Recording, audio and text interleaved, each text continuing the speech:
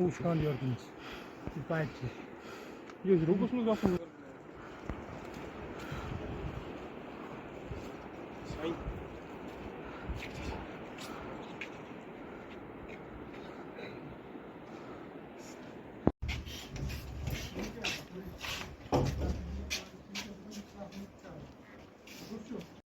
चलिए जी बताएं, जिस तरह से यहाँ पे आपने एक प्रोटेस्ट भी रखा हुआ और आपने देखा कि कम से कम रिहायशी मकान 10 इसकी जद में आ रहे हैं, क्या कहना चाहोगे आप?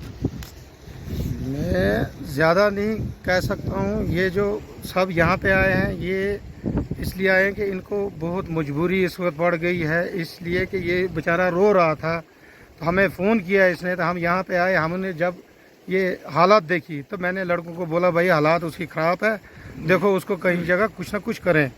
तो इसलिए आपके चैनल की वजह से हम यहाँ आपको बुलाया और ये बयान दे रहे हैं कि ये मसला है। और दूसरा एडमिनिस्ट्रेशन जो है, एडमिनिस्ट्रेशन को मैंने जेई साहब को भी बोला है, उसके बाद मैंने एक्सिन को भी बोला, मैंने चीफ साहब को भी एक बार लेटर लिखा था, मैंने बोला था वहाँ पे काम नहीं हो रहा है, तो इन्होंने तो भी कुछ एक्शन नहीं लिया। उसके बाद मैं यहाँ पे आया, मैंने बार बार इनको बोला ये करो, ये थोड़ा सा यहाँ पे डंगा लगवा दो, यहाँ पे इन्होंने नहीं लगवाया।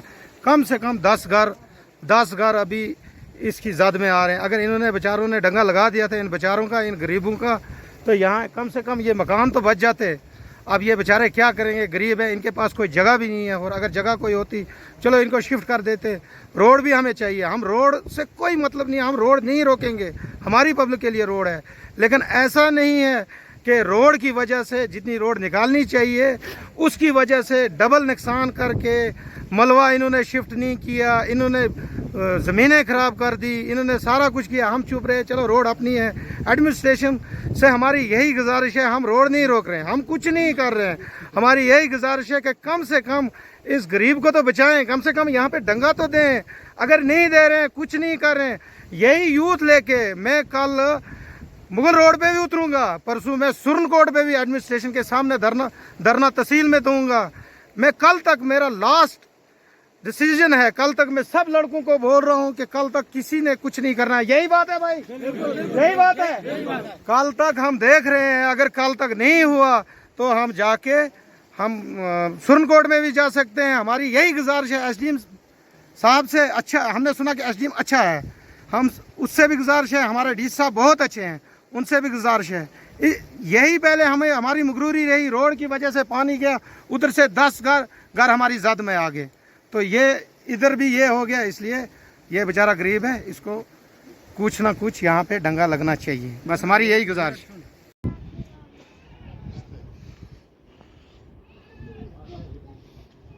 ये बहराम गला में ज़बरदस्ती से इनने लाई, इधर 1 किलोमीटर ज़मीन मेरी रोड में चले गई।